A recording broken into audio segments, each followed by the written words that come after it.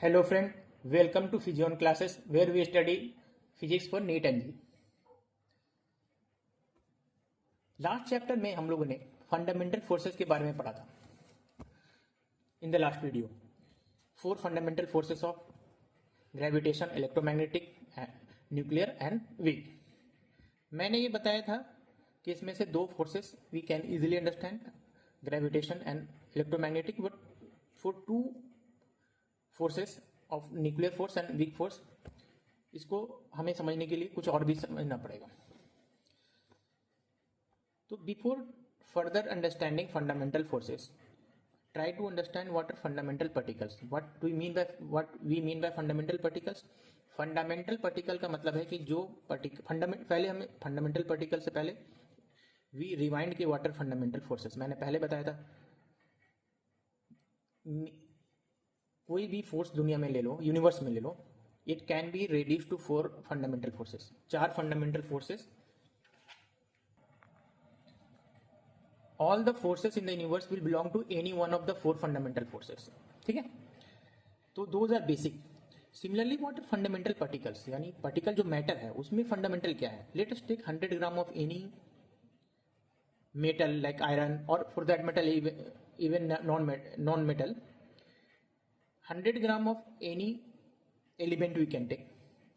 अब उसको हम लोग डिवाइड करते रहते हैं। पहले 50 ग्राम में करते थे, फिर 25 ग्राम में, फिर 5 ग्राम, 1 ग्राम, 0.5 ग्राम, 500 माइक्रोग्राम, 1 माइक्रोग्राम, और भी छोटा करते जाते हैं। तो क्या आएगा, कितना लास्ट, कितना हम लोग डिवाइड करते रहते हैं, कर सकते हैं। जो लास्ट में आएगा दैट इज एटम। तो बहुत दिनों तक, बहुत ज़्यादातर लोग यही समझते थे, most of the scientist also use to believe कि इट इज़ फंडामेंटल, यानी इसके फर्दर जो है कुछ भी इसको डिवाइड नहीं किया जा सकता। लेकिन बाद में साइंटिस्ट लोगों ने देखा कि atom is not fundamental. Atoms are also made up of electron, proton, neutron, ठीक है, एक्सेट्रा। तो this were thought to be, no electron, proton, neutron, this were thought to be fundamental, यानी ये फंडामेंटल पार्टिकल है, इसके beyond कुछ नहीं हो सकता, इसको हम लोग फर्दर ब्रेक डाउन नहीं कर सकते। लेकिन इसको भी देखा गया कि कुछ सर्कमस्टांसेस में ये भी ब्रेक डाउन हो रहा था। तो now we understand what are fundamental particles. ठीक है, it is explained by standard model of particle physics. ठीक है, एज पर दिस ना देर आर 17 एलिमेंट्री पार्टिकल्स और fundamental particles. Elementary particle we can say, ठीक है, these 17 particles are further divided into fermions, ठीक है, which are 12 in number, and bosons which are 5 in number. No, this boson are named after Satyendra Nath Bose, Indian scientist, and so we are very proud of him.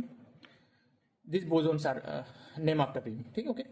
Now ये 12 fermion है, 5 boson है। तो ये 12 जो fermion है ना,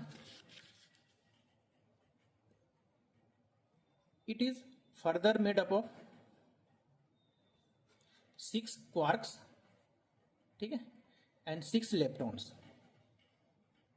हमें ज्यादा इस बहुत डीप में समझने की जरूरत नहीं है, बस ये समझो कि ये जो क्वार्क और लेप्टॉन है, यानी 12 जो फर्मियोन है, it give rise to matter. ये मैटर पार्टिकल को बनाता है। कोई सा भी मैटर जो दिन में दिखे वो ये इसी को बना हुआ होगा। Now what 5 bosons do, 5 bosons are, these are force carrying particle।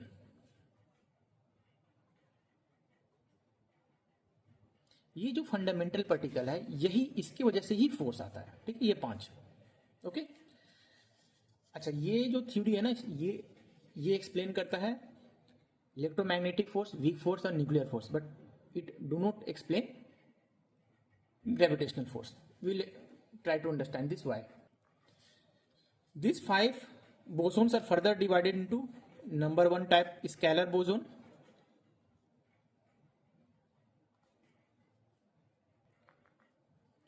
which is Higgs boson।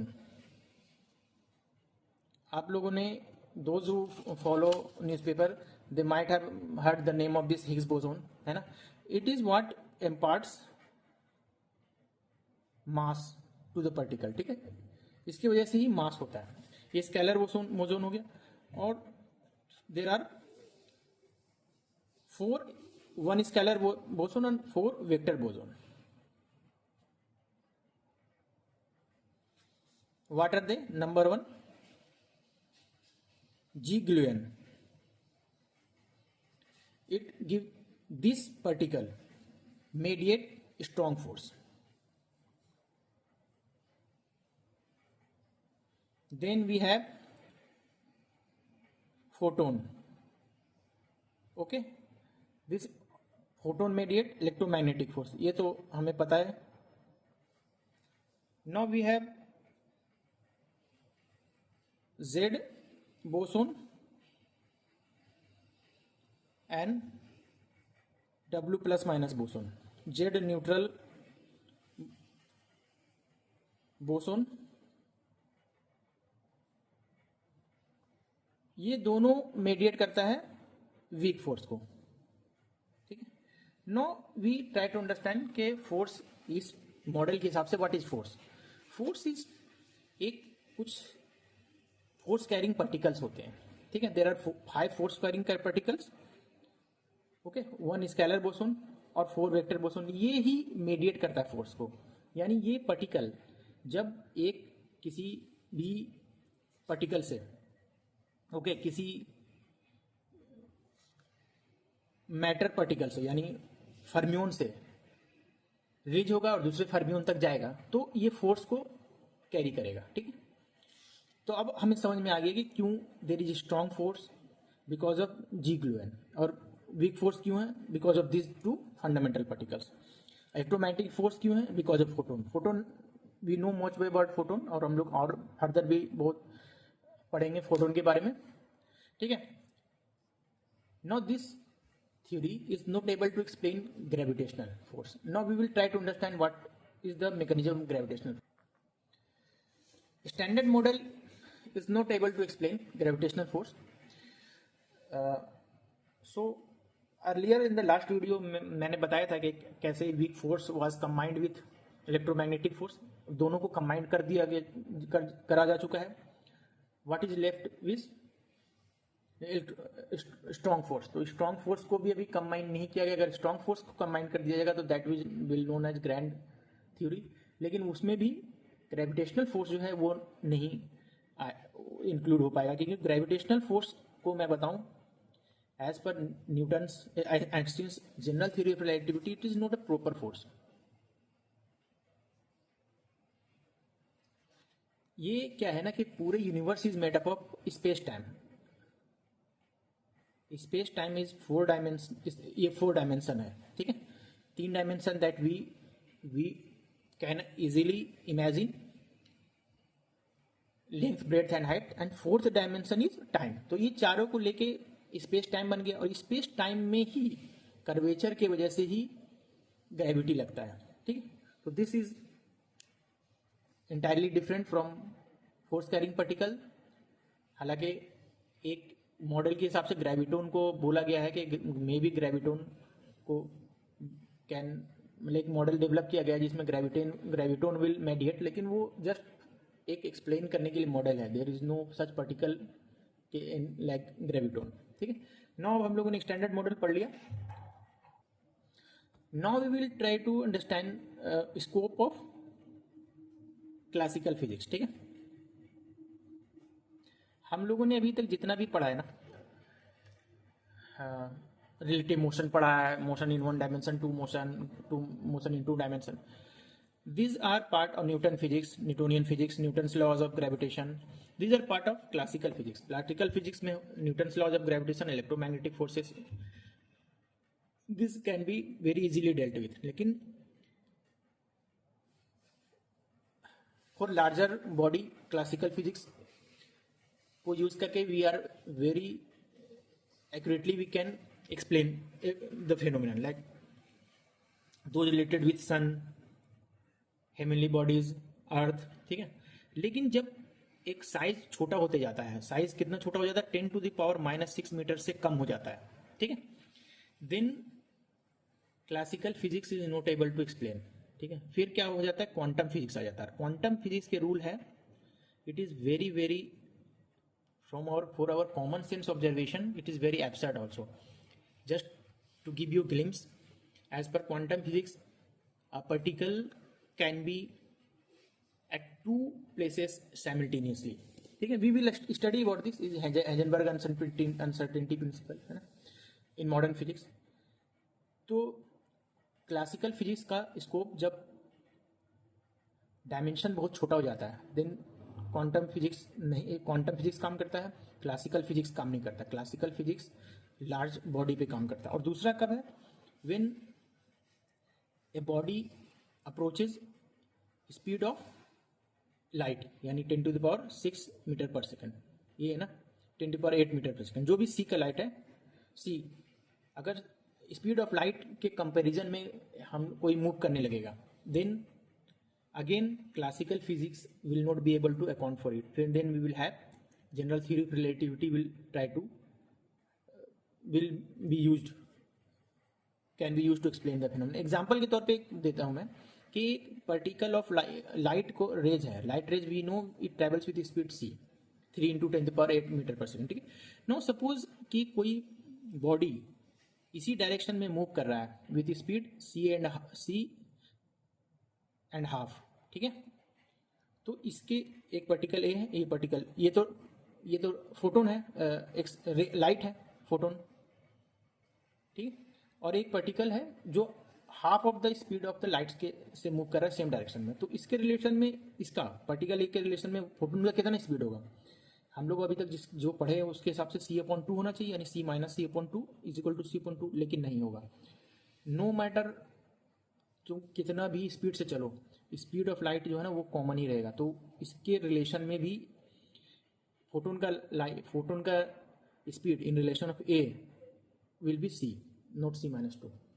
तो ये एक एग्जाम्पल बताया मैंने जहाँ पे स्पीड ऑफ लाइट ज़्यादा हो जाएगा, जो हम लोग डील करते हैं, we are trying to study objects which are moving with speed comparable to speed of light. तो वहाँ पे भी हम लोग क्लासिकल जो फिजिक्स है उसको यूज नहीं कर सकते, ठीक है। ओके, ये चीज़ें हम समझ गए। Now we take to some of the questions of this chapter. Solve question के एक क्वेश्चन ही बनाऊंगा, most of the questions are very easy, so no need to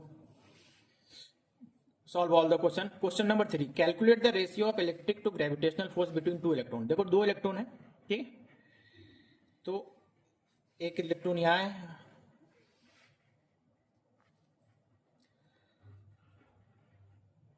और दूसरा इलेक्ट्रॉन यहाँ पे होगा, और दोनों के बीच में जो डिस्टेंस है वो है r, ठीक है। सपोज तो दोनों के बीच में इलेक्ट्रिक फोर्स और ग्रेविटेशनल फोर्स जो लगेगा उसका रेशियो निकालना है, ठीक है। तो देखो इसका मास मान लो m e है, इसका भी तो सेम ही हो, इसका भी मास m e होगा, दोनों का चार्ज तो पता है हमें कितना है, ठीक है। तो सबसे पहले हम लोग निकालते हैं इलेक्ट्रोमैग्नेटिक फोर्स, ठीक है। वो कितना होगा, अभी यू नो 1.45 एप्सिलॉन नॉट, तो m q e, इसका चार्ज कितना है इलेक्ट्रॉन का, e है, इसका भी चार्ज कितना है, e है, और दोनों के बीच में डिस्टेंस है r², ये हो गया। नाउ ग्रेविटेशनल फोर्स कितना होगा, g into mass of electron into mass of electron upon r², ठीक है। तो दोनों के बीच में रेशियो कितना होगा,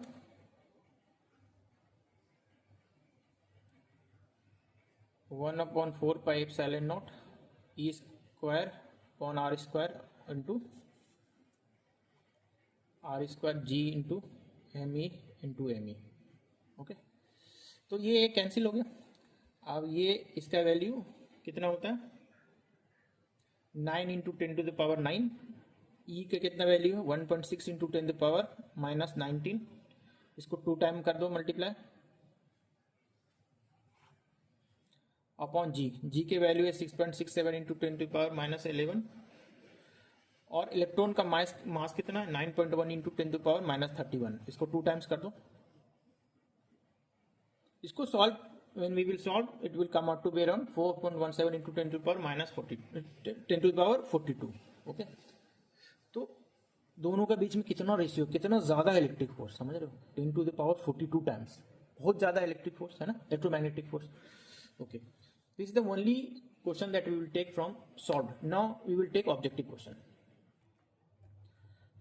फर्स्ट ऑब्जेक्टिव 1, उसका पहला क्वेश्चन है, when Niels Bohr shook hand with Werner Heisenberg, what kind of force they exerted. देखो, gravitational force, electromagnetic force, nuclear force, weak force. सबसे पहले ग्रेविटेशनल फोर्स को डील करते हैं. देखो, ग्रेविटेशनल फोर्स हाथ मिलाने से नहीं होगा, बस साथ रहने से होगा. हाथ मिलाना, टच करने से कुछ नहीं होता. ग्रेविटेशनल फोर्स ऐसा नहीं है कि जब तुम टच करोगे एक दूसरे से तब they will act. Okay, it will act irrespective of your shaking hand और नॉट. ठीक है, तो ये तो नहीं होगा. दूसरा है इलेक्ट्रोमैग्नेटिक फोर्स. देखो, जब हाथ मिलाते हैं ना तो चार्ज पोलराइज हो जाता है, चार्जेस, और उसके वजह से इलेक्ट्रोमैग्नेटिक फोर्स एक्ट करता है. तो ये सही होगा इसका. ठीक है, न्यूक्लियर फोर्स और वीक फोर्स क्यों नहीं होगा, क्योंकि न्यूक्लियर फोर्स और weak force are very short range force. वो सब एटॉमिक लेवल पे काम करता है. उतना छोटा रेंज में ये हम लोग हाथ मिलाते हैं तो उतना कम गैप नहीं होता है. ठीक है, ये नहीं. तो इसका आंसर है B, electromagnetic force. Second question is, let E, G and N represent the magnitudes of electromagnetic, gravitational and nuclear forces between two electrons at a given separation. Then दो इलेक्ट्रॉन है, एक इलेक्ट्रॉन यहाँ होगा, एक electron यहाँ होगा. ठीक है, और दोनों के बीच में कुछ सेपरेशन है. तो ये कह रहा है कि इलेक्ट्रोमैग्नेटिक फोर्स और ग्रेविटेशनल फोर्स और न्यूक्लियर फोर्स है, E, G, N से रिप्रेजेंट किया जा रहा है. तो तीनों के बीच में कौन ज़्यादा होगा. तो अभी हम लोगों ने थोड़ा देर पहले देखा कि इलेक्ट्रोमैग्नेटिक फोर्स तो ग्रेविटेशनल फोर्स से ज़्यादा होगा. तो ये तो हो सकता है, चलो ठीक है, ये भी हो सकता है, ये तो नहीं हो सकता है ना. अब ये समझो कि इलेक्ट्रोमैग्नेटिक फोर्स तो ग्रेविटेशनल फोर्स से ज़्यादा होगा, लेकिन न्यूक्लियर फोर्स कितना होगा. देखो, न्यूक्लियर फोर्स तो यहाँ पे एक तो न्यूक्लियन है नहीं, तो ऐसे भी नहीं एक्ट करेगा. और ये थोड़ा ज़्यादा सेपरेशन पे है ना, एक गिवन सेपरेशन है. जब बहुत ही कम होता है, then inside the nucleus, only inside the nucleus it acts. ठीक है, यहाँ पे तो सेपरेशन दे रखा है, तो न्यूक्लियर फोर्स भी बहुत कम होगा और सबसे कम होगा. तो यहाँ पे इसका आंसर है वो डी. ठीक, okay. Now we take the next question number 3. The sum of all electromagnetic forces between different particles of a system of charge particle is 0 only if all the particles are positively charged, only if all the particles are negatively charged, only if half the particles is positively charged, half are negatively charged, irrespective of the sign of the charge. देखो, यहाँ पे ये नहीं पूछ रहा है कि एक पार्टिकल में कितना फोर्स लगेगा, सिस्टम ऑफ चार्जेस, सिस्टम पे कितना लगेगा. Sum of all the forces between different particles of system of charge particle is, ये पूरा सिस्टम की में कितना फोर्स है उसकी बात कर रहा है. देखो, जब भी पूरे सिस्टम होगा ना, system, late us tech system of 3 charges. ठीक है, ये भी पॉजिटिव है, ये भी पॉजिटिव है. ठीक है, तो ये अगर सिस्टम है तो ये एक याद रखना कि अगर इसको हम सिस्टम मान लेते हैं तो जो भी फोर्स होगा ना, जो सिस्टम के अंदर जो पार्टिकल है वो जितना भी फोर्स एक दूसरे पे लगाता है, that is always internal force.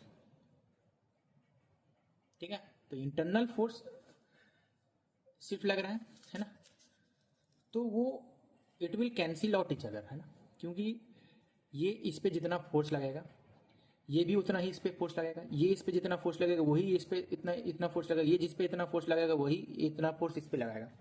और ये सिर्फ 3 पार्टिकल पे नहीं होगा, 4 होगा तो भी होगा, 5 होगा तो भी, 6 भी होगा तो भी. ठीक है, तो टोटल जो फोर्स लगेगा वो हो जाएगा 0. हमें दो को लेके बड़ा आसानी से समझ लेते हैं. ये 2 पार्टिकल है, ये इस पे मान लो 20 न्यूटन फोर्स लगा रहा है. ठीक है, और ये तो ऑब्वियसली है एक्स इज डायरेक्शन, तो ये भी इस पे इस डायरेक्शन में 20 न्यूटन फोर्स लगा रहा है. तो ये इसको पे इक्वल एंड अपोजिट डायरेक्शन में लगाएगा, इसको इस डायरेक्शन में 20 न्यूटन फोर्स लगाएगा. और टोटल सिस्टम में जितना फोर्स लगेगा कितना लगेगा, वो 20 और 20 उल्टी डायरेक्शन में है तो 20 माइनस 20 हो जाएगा, 0 हो जाएगा. तो टोटल सिस्टम में कुछ भी फोर्स नहीं लगेगा, इसलिए दो total system of charge particle पे 0 ही होगा, irrespective of the sign of the charges. कितना भी चार्ज हो, this forces exerted by particle among one another is internal force, और उसकी वजह से नेट फोर्स जो है कुछ भी नहीं होगा, ठीक है। ओके, तो इसका आंसर हो गया D, respective of the sign of the charges. Now we take question number 4 और ऑब्जेक्टिव 1 है 60 kilogram man pushes 40 kilogram man by force of 60 newton. ठीक है, एक 60 केजी का इंसान है और ये 40 केजी का इंसान है। 60 केजी मैन पुशेस है, इसको पुश कर रहा है बाय फोर्स ऑफ 60 न्यूटन। तो 40 kilo man push the other man with force of same होगा, action is equal and opposite, every action has equal and opposite reaction. ठीक है, तो ये इस पे 60 न्यूटन लगा रहा है तो ये भी इस पे 60 न्यूटन इस डायरेक्शन में लगाएगा। ठीक है, तो इसका आंसर होगा this one 60 newton. Now we will take objective 2। Let us take first question of objective 2। इसमें एक से ज्यादा भी आंसर सही हो सकते हैं। A neutron exerts a force on a proton which is, एक न्यूट्रॉन है और एक प्रोटॉन है, तो दोनों में क्या क्या फोर्स होगा। न्यूट्रॉन का चार्ज कितना है 0, प्रोटॉन का चार्ज कितना है +1 या ई कह लीजिए, है ना। ग्रेविटेशनल लगेगा, यस, इसके पास भी मास है, इसके पास भी मास है, तो ग्रेविटेशनल तो लगेगा ही लगेगा। इलेक्ट्रोमैग्नेटिक लगेगा, देखो इसके पास तो चार्ज है लेकिन इसके पास चार्ज नहीं है तो ये नहीं लगेगा। न्यूक्लियर फोर्स लगेगा, yes, nuclear force is among nucleon, ये तो फोर्स लगता है दोनों के बीच में विच होल्ड्स द न्यूक्लियस टुगेदर, तो ये भी लगेगा। वीक फोर्स लगेगा, नहीं, वीक फोर्स नहीं लगेगा। वीक फोर्स कहाँ लगता है, जहाँ रेडियो एक्टिविटी होता लगता है। तो इसका आंसर क्या है, ए एंड सी। ठीक है, now we will take next question number 2।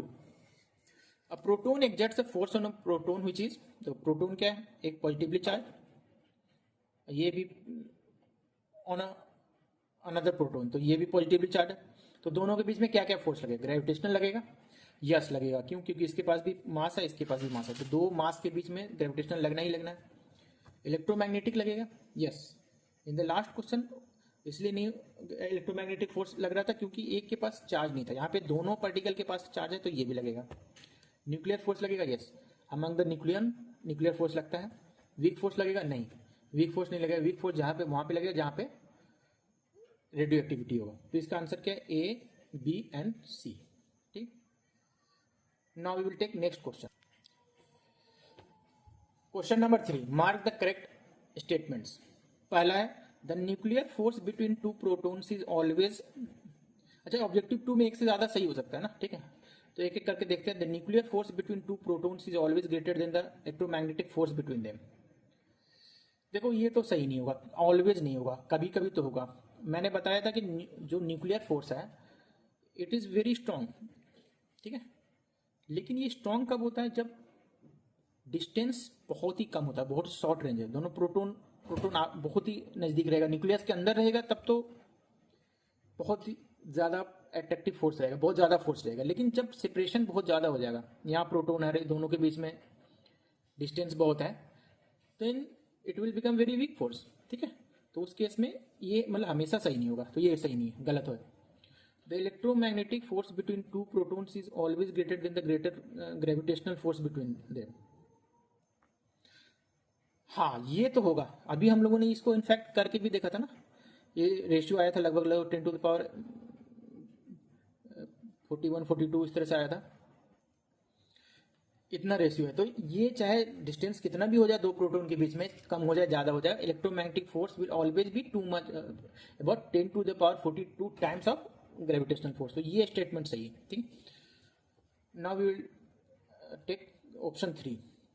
The gravitational force between two protons may be greater than the nuclear force between them. अच्छा, न्यूक्लियर फोर्स से भी ज्यादा हो सकता है, हाँ हो सकता है। कब, जब डिस्टेंस बिटवीन दोनों टू प्रोटॉन्स बहुत ज्यादा हो जाए, जब ज्यादा हो जाएगा तो nuclear force will almost cease to exist, तो उस केस में ग्रेविटेशनल फोर्स ज्यादा हो। ग्रेविटेशनल फोर्स के बारे में मैंने बताया था, वीक है लेकिन यूनिवर्सल है, यानी हर केस में लगेगा, हमेशा लगेगा, वर्सेटाइल है, कभी भी ऐसा नहीं हो सकता कि ग्रेविटेशनल फोर्स नहीं लगे, चाहे कितना भी कम हो। You will be amazed to know कि द सन अट्रैक्ट अस, एक इंसान, हम कंसिडर एनी ह्यूमन बीइंग, मैं हूं या आप अपने आप को कंसिडर कर लो, you consider yourself, you are attracted towards earth, but you also attract earth. You are exerting force on earth. ठीक है, in fact you are exerting force on sun also. Okay. So gravitational force between two protons may be greater than the nuclear force between them. Yes, it may be when the distance between the two proton is large enough. ठीक है, तो ये भी सही हो जाएगा. और ये आ गया तुम्हारा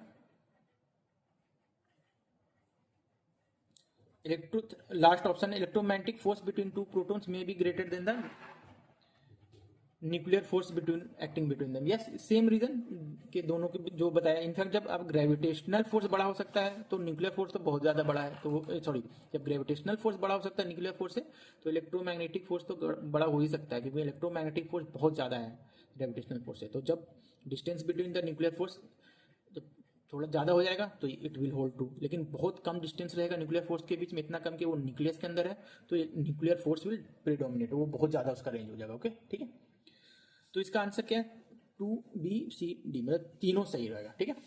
now we will take next question.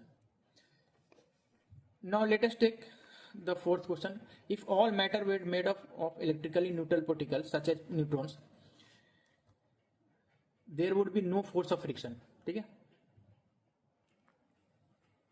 There would be no tension in the string. It would not be possible to sit on a chair. The earth could not move around the sun. देखो, ये तो सही होगा. There would be no force of friction. मैंने पहले ही बताया था, friction is example of electromagnetic force. ये एक पार्टिकल, ये ले लो, ये सरफेस है और ये एक पार्टिकल है, तो इसके फोर्स इस डायरेक्शन में लगेगा. इसी का कंपोनेंट एक इस डायरेक्शन में लगता है, that is called normal force. उसका इस डायरेक्शन में जो हॉरिजॉन्टल कंपोनेंट होता है, it is called frictional force. तो friction force is nothing but an example of electromagnetic force. There would be no tension in the string. मैंने बताया कि tension is also an example, पहले ही बता रखा है, इलेक्ट्रोमैग्नेटिक फोर्स. ठीक है. टेंशन जो डेवलप होता है स्ट्रिंग में, it is because of electromagnetic force. ठीक है. And third is, it would not be possible to sit on a chair. This example, इसको मैंने नहीं बताया था, इसको मैं एक्सप्लेन करता हूँ. ठीक है. एक चेयर ले लेते हैं. Suppose this is chair, chair का सरफेस है, और सपोज कोई इंसान बैठा हुआ है. ठीक है. फिजिक्स पॉइंट ऑफ व्यू से बनाता हूं मैं. इसका मास m है. ठीक है. तो ये इस पे बैठा हुआ है, तो इसका एक्सेलरेशन है 0. एक्सेलरेशन 0 है, इसका मतलब इस पे फोर्स लग रहा है 0 टोटल. अब हम देखना चाहते हैं कि कितना कौन कौन सा अलग अलग फोर्स लग रहा है. ठीक है. ये मूव नहीं कर रहा है तो फ्रिक्शन फोर्स कोई लगेगा नहीं. ठीक है. सबसे पहले देखो, एक इस डायरेक्शन में लगेगा ग्रेविटेशनल फोर्स mg. तो इस डायरेक्शन में एक फोर्स लगेगा, तो इसके लिए ही एक और फोर्स इस डायरेक्शन में लगेगा ही, that is called normal force. और इस केस में n will be equal to mg, और दोनों एक दूसरे को कैंसिल कर देगा, नेट फोर्स हो जाएगा 0. ये जो नॉर्मल फोर्स लगता है ना, ये ग्रेविटेशनल फोर्स के वजह, ये इलेक्ट्रोमैग्नेटिक फोर्स की वजह से लगता है. ये दोनों सरफेस के बीच में फोर्स ऐड होता है, और because of this we are able to sit on a chair. ये it may be against our common sense observation, है ना, कि अगर कोई इलेक्ट्रोमैग्नेटिक फोर्स नहीं हो तो हम लोग चेयर पे बैठ नहीं पाएंगे. हम लोग एक कॉमन सेंस ऑब्जर्वेशन के हिसाब से हमें लगता है कि चेयर पे हम लोग इसलिए बैठ पाते हैं क्योंकि चेयर इज सॉलिड. हम लोग लिक्विड पे नहीं बैठ पाते हैं, है ना, गैस पे नहीं बैठ पाते हैं. लेकिन ऐसा नहीं है. Even atom of solid particles ना, सॉलिड मैटर, वो भी 90% of them, 90 to 95% of them are empty. हम लोग बैठ इसलिए पाते हैं कि because of sufficient electromagnetic force. ठीक है. Now fourth option, the earth could not move around the sun. Is it correct? नहीं, अर्थ जो मूव करता है सन के around, it is not because of electromagnetic force but because of force of gravitation. तो ये option सही नहीं होगा. तो answer is A, B and C.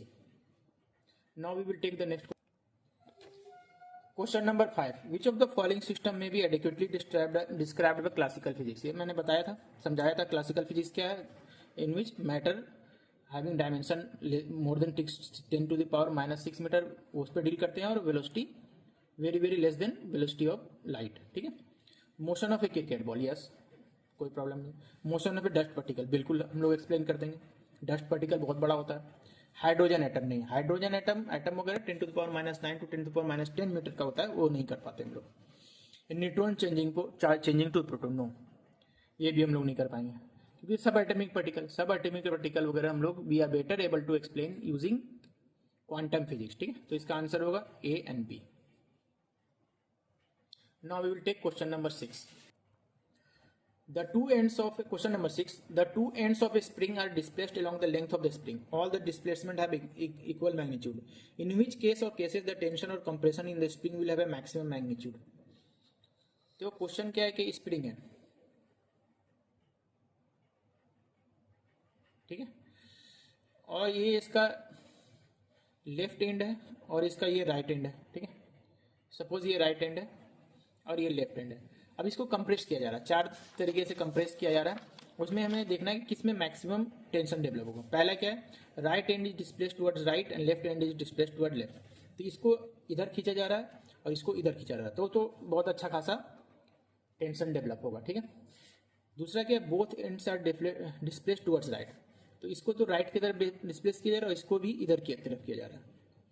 और तीसरा क्या है, both ends are displaced towards left, यानी इसको इस डायरेक्शन में किया जा रहा है और इसको इस डायरेक्शन में किया जा रहा है, ठीक है। Right and is displaced towards left and left and is displaced towards right. यानी इस पे किस केस में क्या हो रहा है, ये राइट है, राइट को डिस्प्लेस किया जा रहा है लेफ्ट की तरफ, तो इसको ऐसे किया जा रहा है और लेफ्ट को डिस्प्लेस किया जा रहा है राइट की तरफ, ठीक है।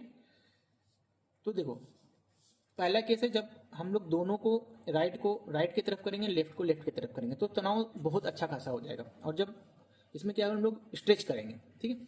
और जो ऑप्शन नंबर 4 है, the right and is displaced towards left and left and towards right, तो इस केस में क्या होगा, हम लोग इसको इधर डिस्प्लेस करेंगे, इसको इधर डिस्प्लेस करेंगे, तो हम लोग कंप्रेस करेंगे तो भी अच्छा खासा डेवलप होगा टेंशन। लेकिन जब हम लोग राइट को इसको इधर करेंगे और इसको इधर करेंगे, तो यानी कि स्प्रिंग है, इसको इधर हम लोग ये एंड को हम लोग इधर खींच रहे हैं और इसको इधर खींच रहे हैं, तो फिर उस केस में तो नहीं होगा ना टेंशन तो डेवलप जब होगा जब दोनों के एंड में डिस्प्लेसमेंट अपोजिट डायरेक्शन में होगा, दोनों के एंड में अपोजिट डायरेक्शन में होगा, तब उसका लेंथ में ज़्यादा चेंज होगा, ठीक है।